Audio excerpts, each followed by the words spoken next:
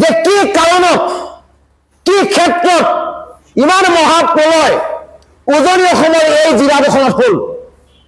বৰষুণটো আগতেও হয়, পাহাৰত ধাৰাসাৰ বৰষুণ হয়। দিশত আমি সৰুৰ পৰা দেখি আহিছো যে দিশৰ পানী বুলি ক'লে আজি নেৰাতি, কিন্তু দিশৰ পানী বাঢ়িয়ে থাকিল, দৰিকাৰ পানী বাঢ়িয়ে থাকিল, মৃতকৰ পানী বাঢ়িয়ে থাকিল, দিচাঙৰ পানী বাঢ়িয়ে থাকিল, গোটেই মানুহক তছনছ কৰি দিয়ে। আৰু আজিও বেতবাৰী চৰাইদেউ এই অঞ্চলৰ মানুহে পানীত টকবকাই আছে, পানবছা অঞ্চলৰ মানুহে পানীত টকবকাই আছে, জকাইচুকৰ মৌজাৰ মানুহে পানীত টকবকাই আছে। কিয়? লাকুৱাৰ তছনছ হৈ গুচি গৈছে, লাকুৱাৰ সন্মানিত মানুহৰ চিন চান্ন হৈ গ'ল। কিয় হ'ল? কি কাৰণে হ'ল? তাক আমাৰ প্ৰশ্ন এটা উত্তৰ লাগিব যে চৰকাৰী গাফিলতি ক'ত?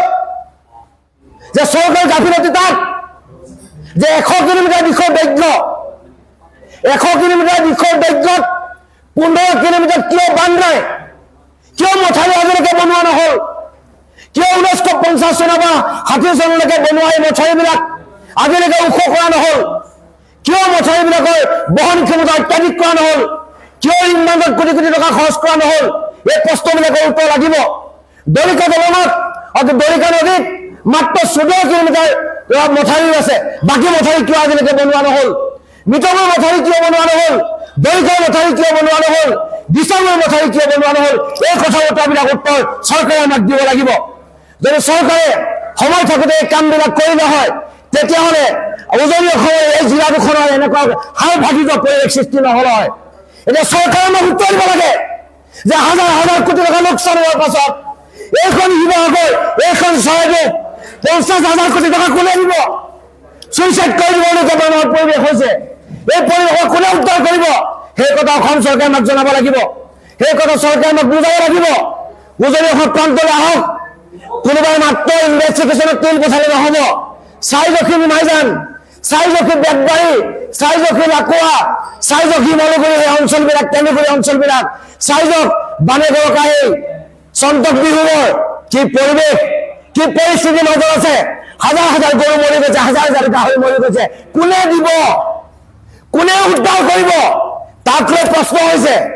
মই আজি শিৱসাগৰ হিচাপে কৈছো, উজনি অসমৰ এজন যুৱক হিচাপে কৈছো, চৰকাৰৰ গাফিলতি আছে।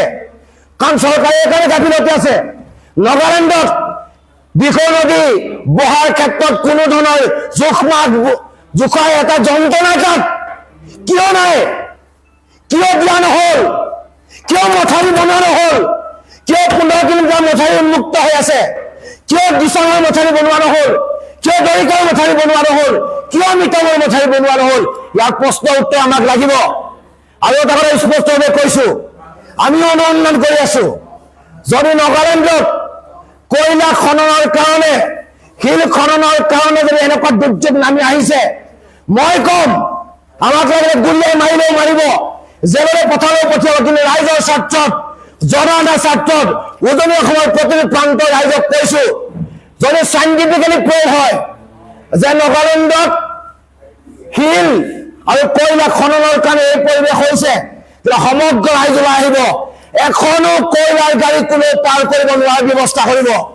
কোনোবাই চিণ্ডিকেট কৰিছে, কৰি থাকক, মানুহৰ জীৱন সম্পত্তিক লৈ কৰিব নোৱাৰিব। এই কথাটো স্পষ্টভাৱে জনাইছো।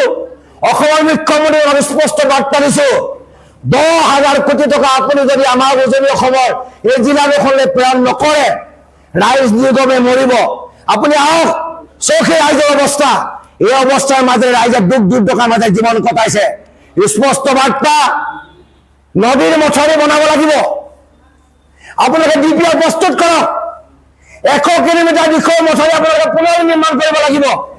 দিচাঙৰ মথাউৰি বনাব লাগিব, মৃতকৰ মথাউৰি বনাব লাগিব, দৰিকাৰ মথাউৰি বনাব লাগিব। আমাক পাৰ্মানেণ্ট সলিউশ্যন লাগে। আজি পইচা দিছে, আজি সাহায্য দিছে, অহা কালিলৈ কি হ'ব?